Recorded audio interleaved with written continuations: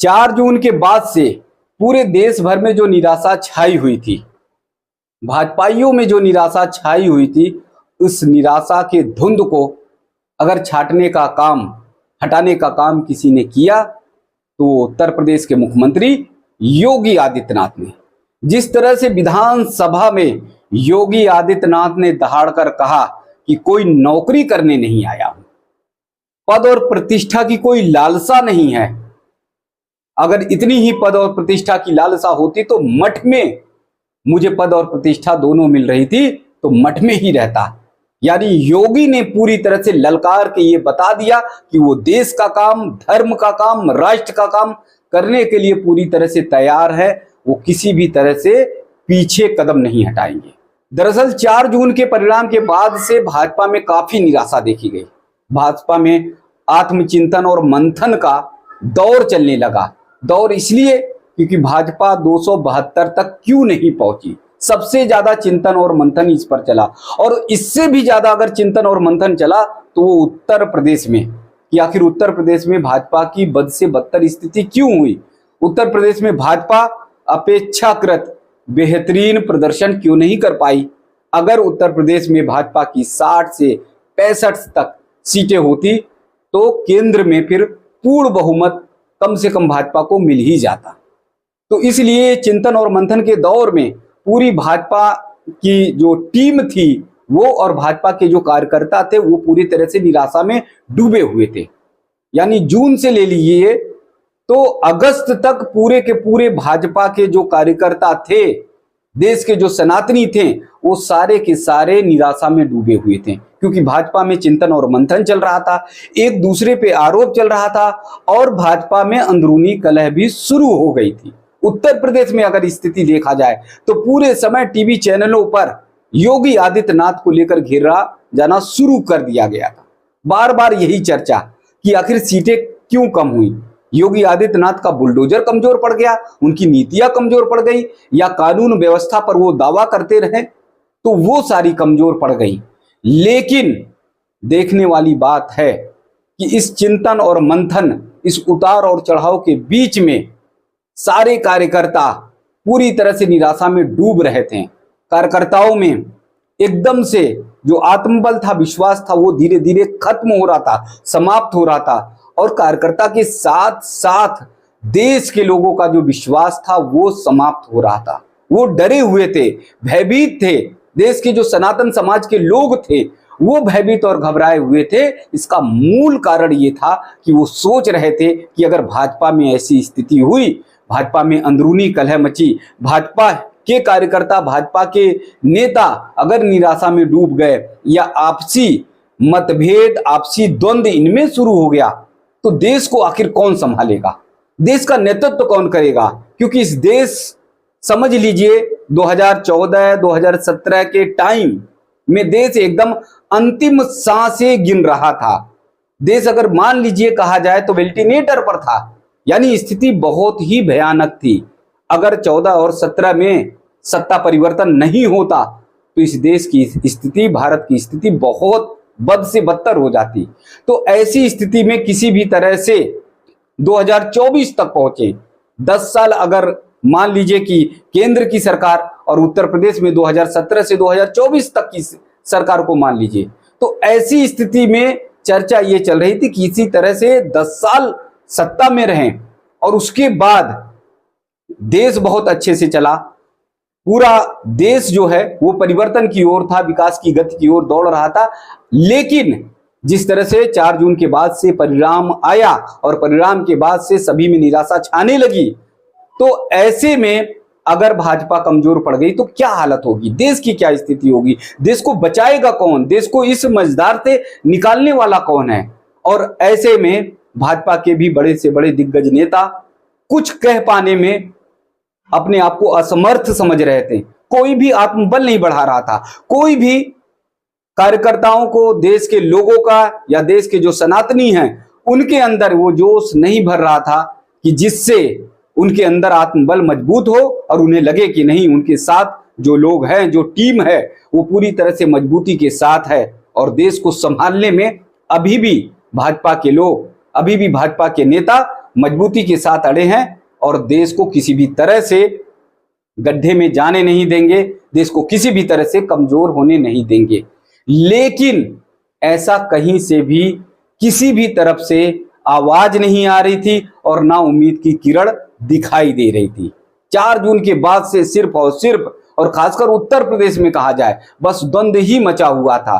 और वो द्वंद्व में टीवी चैनल पर आप देखिए बार बार ये चर्चा होती कि केशव प्रसाद मौर्य और योगी आदित्यनाथ में ठनी हुई है। फिर बीच में ये चर्चा होती केशव प्रसाद मौर्य और डिप्टी सीएम ब्रजेश पाठक, उनकी अलग एक जुगलबंदी चल रही है। तमाम तरह की ये चर्चाएं, तमाम तरह की ये बातें आती थी और इससे कार्यकर्ता निराश होता जा रहा था, इससे कार्यकर्ता टूटता जा रहा था, इससे कार्यकर्ता का आत्मबल खत्म होता जा रहा था। और सिर्फ यही कि 10 साल तक की ये यात्रा इतनी लंबी लेकर आए हैं किसी तरह से, और इस मझधार में अगर देश को बाहर निकालने का काम, यानी देश को संकट से निकालने वाले ही आपस में भिड़ जाएंगे, आपस में द्वंद्व में रहेंगे, तो फिर देश कैसे निकलेगा, लोगों का आत्मबल कैसे बढ़ेगा, सनातनियों का आत्मबल कैसे बढ़ेगा। लेकिन इसका काम अगर किसी ने किया तो वो उत्तर प्रदेश के मुख्यमंत्री योगी आदित्यनाथ ने। 4 जून के बाद से जो हौसला योगी आदित्यनाथ ने पूरे देश में भरने का काम किया है, उससे पूरा सनातनी एकदम से लगता है कि उसके साथ कोई खड़ा होने वाला है, उसके साथ लोग खड़े होने वाले हैं। यानी उत्तर प्रदेश के सदन में, विधानसभा में योगी आदित्यनाथ ने जो भाषण दिया या जो अपनी बातें रखी मजबूती के साथ, उसका मैसेज, उसका संदेश पूरे देश में गया और पूरे देश के लोग कह रहे हैं कि नहीं, कोई ऐसा व्यक्ति है, कोई ऐसा सन्यासी है जो उनके साथ खड़ा है। उत्तर प्रदेश के मुख्यमंत्री योगी आदित्यनाथ ने साफ तौर पर यह कहा कि वो सिर्फ और सिर्फ नौकरी नहीं करने आए हैं।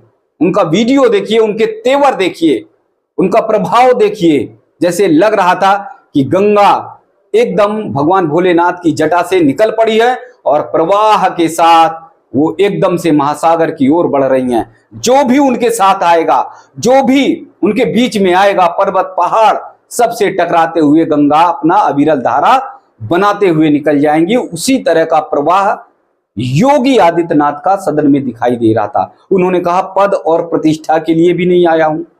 तो इससे भी साफ तौर पर पता चलता है कि योगी आदित्यनाथ किसी भी लालसा के लिए नहीं है। ना उन्हें कुर्सी की चिंता है और ना उन्हें किसी पद और प्रतिष्ठा की।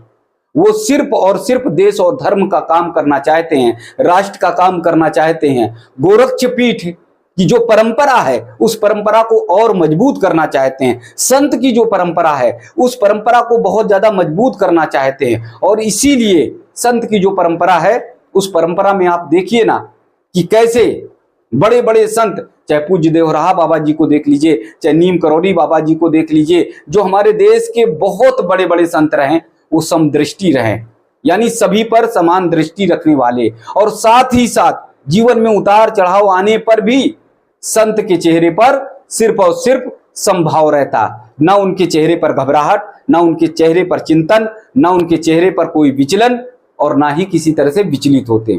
और इसीलिए 4 जून के बाद से तमाम लोगों ने योगी आदित्यनाथ को घेरने की कोशिश की। तमाम लोगों ने योगी आदित्यनाथ पर यह आरोप मढ़ दिया कि यूपी में जो सीटें कम हुई है, उसका मूल कारण योगी आदित्यनाथ है, उनका बुलडोजर है। कुछ लोगों ने यह तक कह दिया कि अब बुलडोजर में वो दम नहीं है। लेकिन योगी आदित्यनाथ एक संत की तरह, एक सन्यासी की तरह, पूज्य देवराहा बाबा की उस परंपरा की तरह, पूज्य दिग्विजयनाथ महाराज जी की तरह, पूज्य महंत अवैधनाथ महाराज जी की तरह एकदम दृढ़ संकल्पित। ना उनके चेहरे पर कोई घबराहट, ना उनके चेहरे पे कोई सिकन, ना उनके चेहरे पर किसी भी तरह की बेचैनी दिखाई दी। किसी भी पल वो विचलित होते दिखाई नहीं दिए। दिल्ली तक दौड़े, लेकिन उनके चेहरे पर कहीं पर भी विचलन नहीं थी, क्योंकि संत का स्वभाव होता है। संत ये जानते हैं कि जीवन में उतार चढ़ाव आते रहते हैं और हमें कैसे निपटना है। ना ऐसे समय पे जब उतार आए तो एकदम से घबरा जाना, और जब जीवन में चढ़ाव आए, जब अच्छी कोई चीजें सामने आए, तो ऐसा नहीं कि एकदम से उत्साहित हो जाना, एकदम से आत्मबल को बढ़ा लेना और एकदम से ऐसे हो जाना कि किसी को भी कुछ नहीं समझना। ये संत का स्वभाव नहीं होता। और योगी आदित्यनाथ ने यही किया। वो संत के स्वभाव में समभाव रहे, संत के स्वभाव में कभी विचलित नहीं हुए, कभी परेशान नहीं हुए। उन्हें लोगों ने घेरा लेकिन उनके स्वभाव में कोई परिवर्तन नहीं आया। और इसीलिए आप देखिए ना कि 4 जून का जो परिणाम आया और परिणाम के बाद योगी आदित्यनाथ का बुलडोजर गरजा, परिणाम के बाद जिन लोगों ने मुहर्रम में और तमाम जगहों पर अराजकता फैलाने का काम किया, जिन्होंने देश के खिलाफ, देश के टुकड़े टुकड़े करने की मंशा से जिन्होंने काम किया, उन सब के खिलाफ कार्रवाई हुई। योगी का बुलडोजर भी चला, योगी का सख्त निर्देश भी चला और योगी का वो प्रभाव भी चला जो प्रभाव 2017 से लेकर अभी तक बरकरार है। तो अर्थात योगी कभी भयभीत और विचलित नहीं हुए और इसी का प्रभाव रहा, इसी का परिणाम रहा कि योगी आदित्यनाथ ने देश के लोगों को, सिर्फ और सिर्फ भाजपा के लोगों को नहीं, सनातनी जो देश के हैं, पूरे देश के सनातनी, उन सबको एक संदेश दे दिया कि डरो मत, भयभीत मत हो, घबराओ मत, मैं तुम्हारे साथ हूं और मैं डटकर मुश्किलों से मुकाबला करने वाला हूं।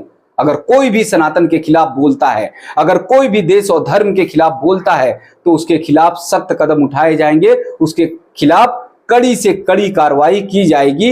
ये निर्देश योगी आदित्यनाथ ने साफ तौर पर दे दिया और ये बता दिया कि देश के लोगों के साथ वो हर समय हर पल खड़े हैं।